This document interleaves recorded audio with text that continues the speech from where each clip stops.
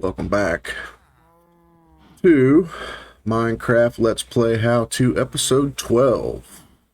I'm Punishments, and today we are going to be healing or zombifying and healing villagers to get better prices out of them. Now, we kind of talked about this last episode, but today we're going to get into detail. So, one of the first things we're going to talk about is an ender chest. As you can see, we've got plenty of gold from our gold farm that we built last time. And we've also got plenty of levels. I've got 210 levels right now, so we're doing pretty good there. Now, an ender chest is a very handy item to have. Make one. You're going to need... Start with a blaze rod. Now, you can turn a blaze rod into blaze powder. Then you can make an Eye of Ender, which is a blaze rod and ender pearl. Now you can get an ender pearl from an enderman, which are the big black tall things that teleport around. Or you can buy one from the cleric villager, which we have. That's where I got mine, was from the villager. So we can go ahead and make an Eye of Ender. Now once you take your Eye of Ender and mix it with obsidian, you can make an ender chest. Now, an ender chest is a chest that holds multiple items, and it can still hold those items while it's in your inventory. So, now we got an ender chest here. It's got all this stuff in it. The good thing about an ender chest is if I carry one, let's go clear down the other end here. Now, we just made this one. We've not put anything in it. But if you look, all your ender chests are tied together.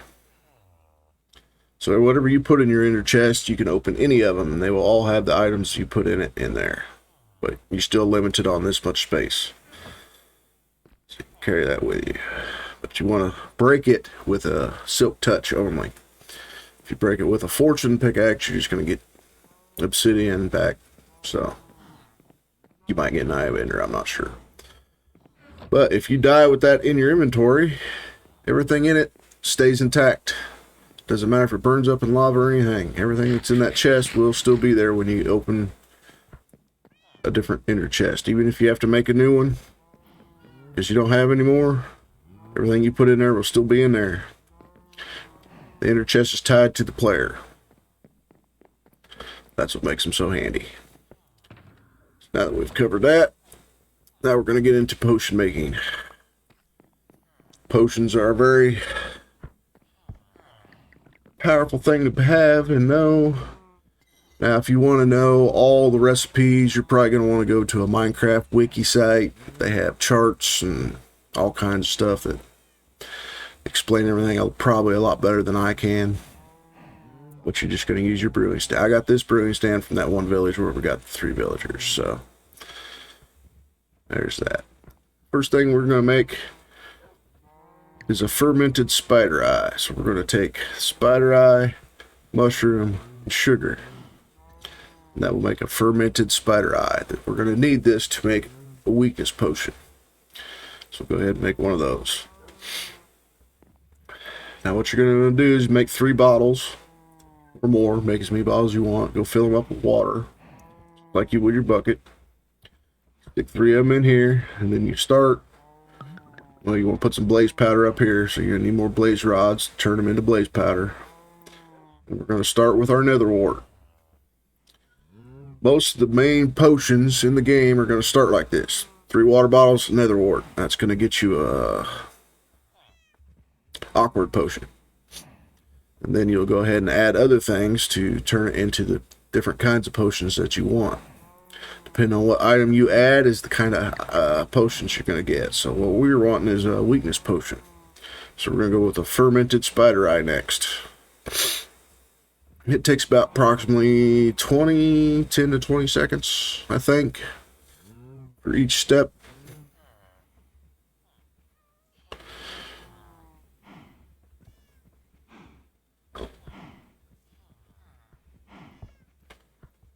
Now, we've got our potion of weakness, which we could probably use it right now. It would be fine. But what I like to do is go ahead and use redstone. Use a little redstone and redstone dust, and this will make this potion last longer. So instead of a minute 30, you should have, I think, 3 minutes. But let's wait and see, just to make sure. Been wrong before. 4 minutes, like I said. So we got our 3 weakness potions at 4 minutes. Now, if we really wanted to, we could go in here, we could put the potions back in there, and we could put gunpowder up here, and we could make these splash potions. And then you could throw them at the zombies. Once you zombify these guys, you throw the splash potion in there, and it'll cover, I don't know, maybe 3, maybe 4 of them. If you land it just right, you might get 4.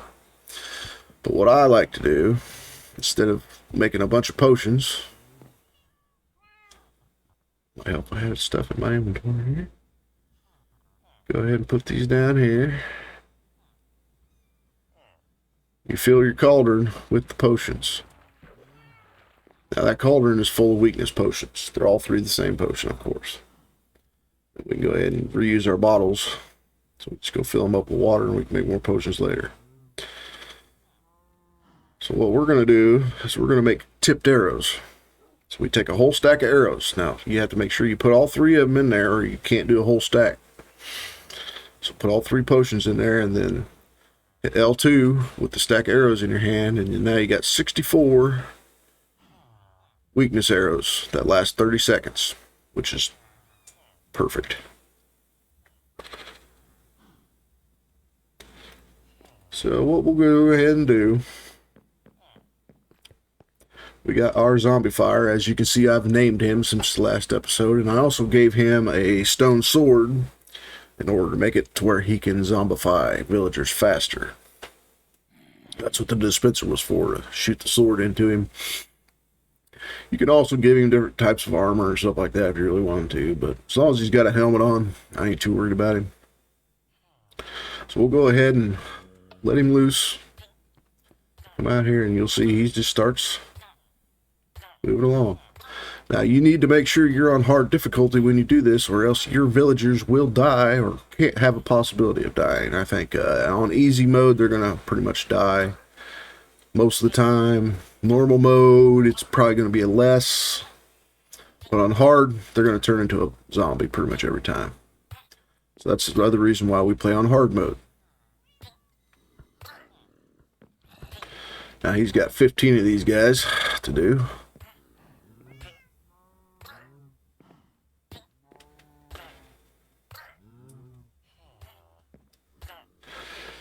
But if you remember, I showed you the channel I had him in and the little path he can follow. All he can do is just hit him, and then he's going to stop right there.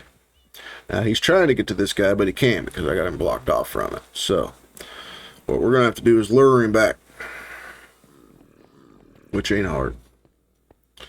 Go ahead and break that out, and he'll start walking this way.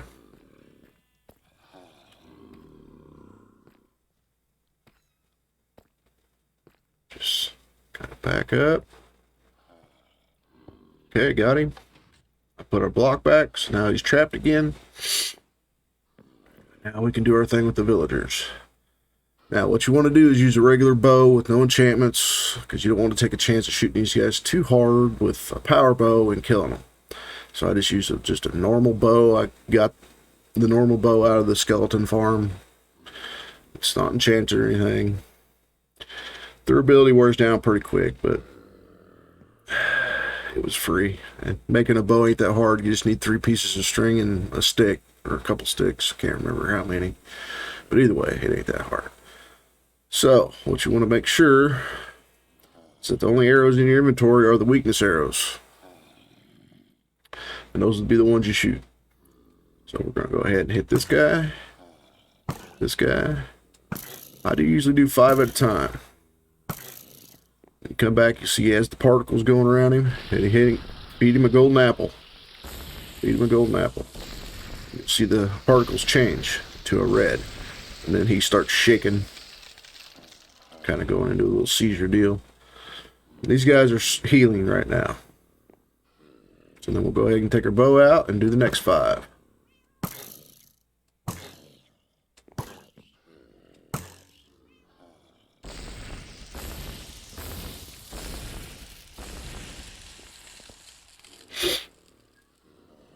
We got those guys healing. Just a little bit of the same process, just... Whoop. I fell in a hole.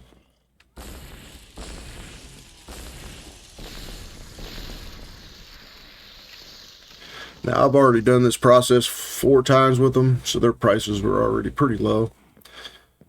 But I didn't really figure you guys would want to sit here and watch me do this 5 times each villager. So that's what, 5 times 15, that's 75. Yeah. So yeah, it's 75 apples, 75 arrows.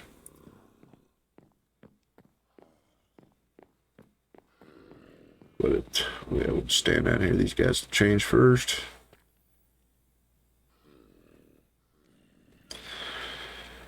It's nothing too difficult, as long as you got them all contained like this. I got a controlled environment. Now we go and check his price. Get 1 emerald and a book for sharpness 5. Then you can sell him 1 piece of paper for an emerald. So you can make a lot of emeralds off these guys now. You can sell them 1 book for an emerald, but it's just cheaper selling paper. They're all going to be the same now.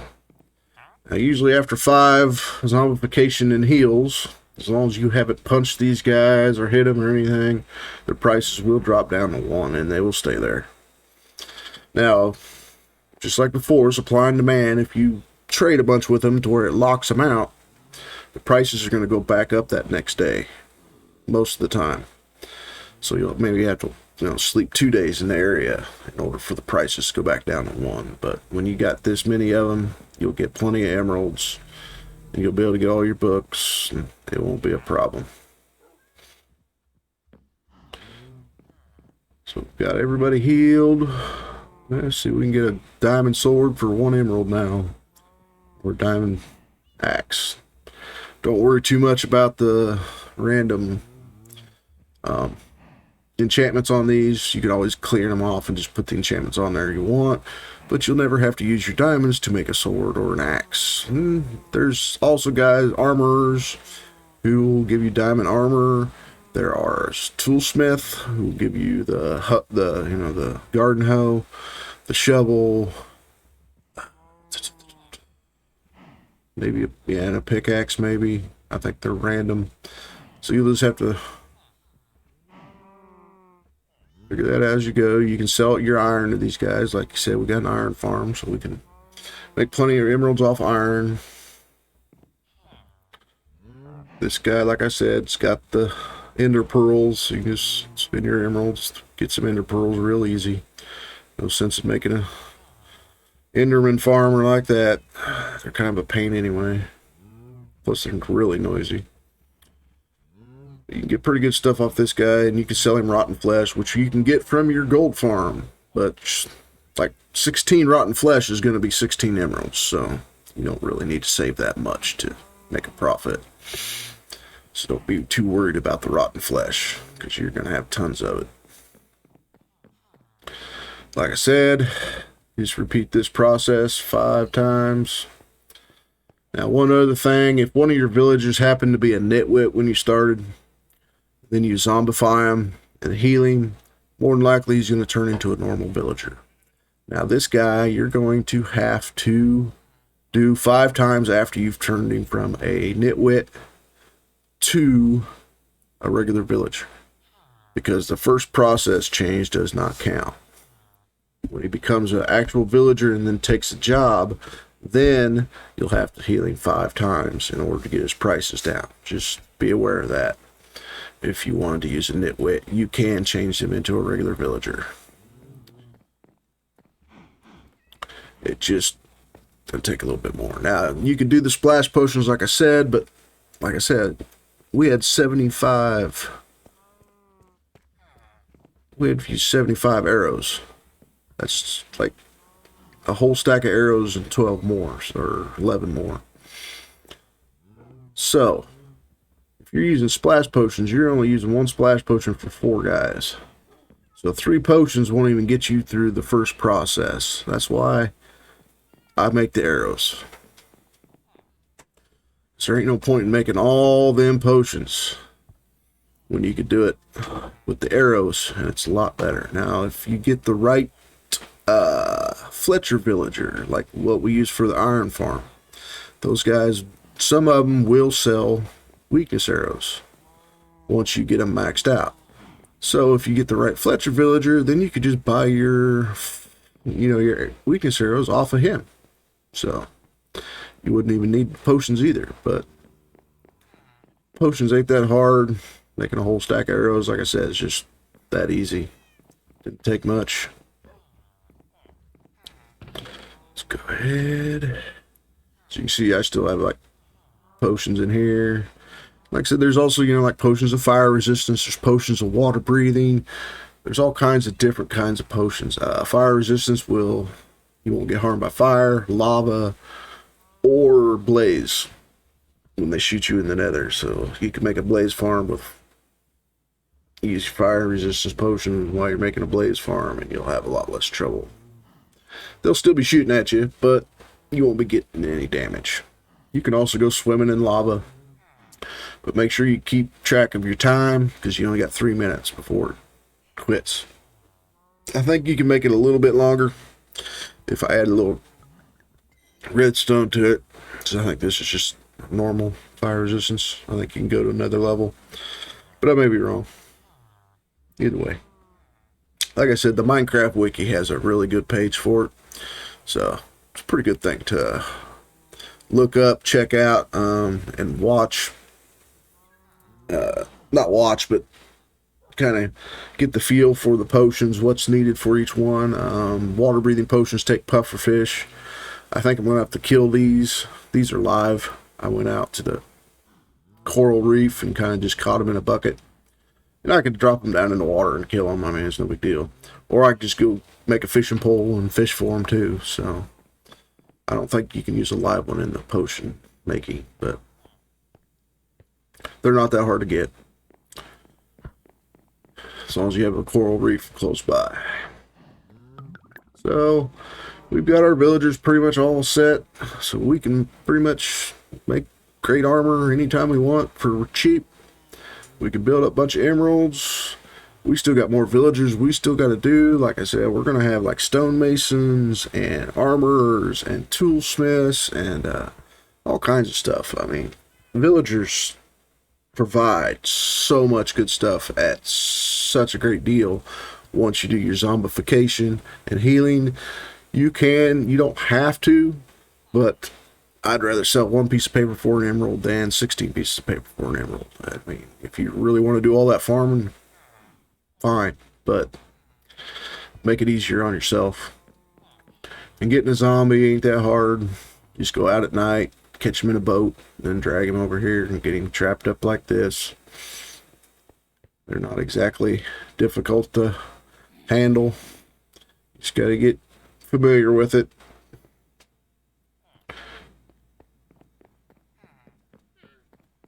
Now, let's make sure. Okay, but like you said, I got 210 levels, and I told you that gold farm, you're going to have all kinds of levels. I mean, I could die right now, I wouldn't care. I could get the 210 levels back in no time. But now that we do have a good supply of gold, we can also start thinking about making a piglin bartering farm, which has got some pretty handy stuff in it, especially for people who like to build and stuff like that. Like I said, I'm not a big designer builder. I just build what I need, basically. I don't really get into it too much. Sometimes I do, sometimes I don't. I mean, it's just all the kind of mood I'm in. But understanding the mechanics of certain things is probably a lot more useful than watching me build something that just looks pretty, basically. Because pretty much anybody's going to have a different style. They're going to have different colors that they like. They're going to have different color plots that they like. Mine's probably not preferable to everybody. That's fine. That's why I don't really focus on a whole lot of that stuff. As you can see, I live pretty minimalistic.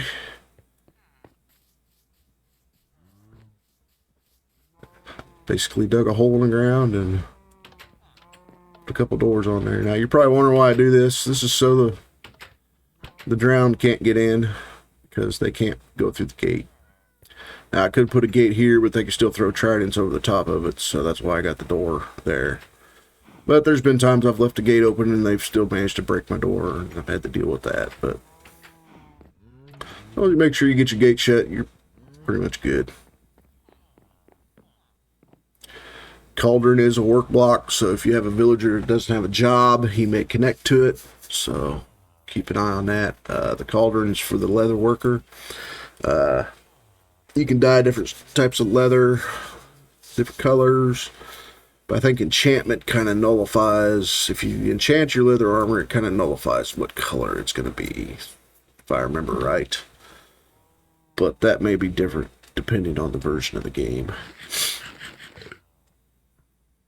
So yeah, just make sure that you don't have any villagers that need to be...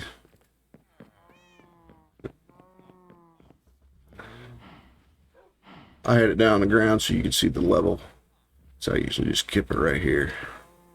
See, I can just do it right here, and I was just pat it down there for better visual. You can see inside, you can see how I filled it up with the bottles, stuff like that. But that's pretty much the zombification and healing process. Gotta check on our progress over here at the sheep farm, which it's full because these guys aren't sheared. So I'm probably out of shears.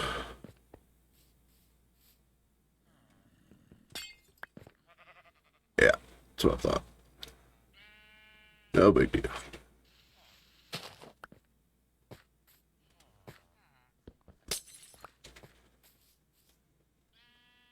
Shears aren't hard to make as long as you have iron in your inventory. So I can just go ahead and, as you can see down below, the chest was pretty full. So, but when we go do some mining in the nether for ancient debris to get netherite, it will be quite useful. So once they eat grass again, they'll get sheared and then it'll start all over again. So still got our villager breeder here. I could probably put a mine cart underneath it to pick up all these carrots, because like I said, our inventories are full, so they're just dropping them on the ground. But not really that big a deal. I mean, if I really want to, I'd probably go in here and sell them the carrots. Yep. And I can zombify and heal these guys too and get the prices down. But as you can see, their prices are low because they're close to the other villagers. And see that their proximity to a villager that's been healed is also going to lower their prices due to your good reputation. So down here we can sell them 1 pumpkin for an emerald. And I've never zombified or healed any of these guys. So you can see the prices get better just being in proximity to the ones you heal. But that can also be a detriment, because if you have a bunch of guys in a line like I did and you forget how many times you zombified and healed them, once you start trading with them again, you may find that the prices go back up because you didn't get enough heals, zombification and heals on them. So it's just something to be aware of, that there is a secondary deal that keeps their prices down. That's their proximity and the reputation you have with them. But if I punch this guy right here, his prices will go up, and everybody he talks to, his prices will go up just a little bit. If I killed one of these guys, then these other guys wouldn't like that, so my reputation would get worse and such, so on and so forth. So just want to make sure you're careful around them. But I think that's going to do it for today. I know it's a short one. I'm trying to get better and get these videos down to a more manageable rate, because when they're an hour long, it's probably not as good as when they're short, to the point, and you're getting the information you need. So we'll see you next time, and have a good one.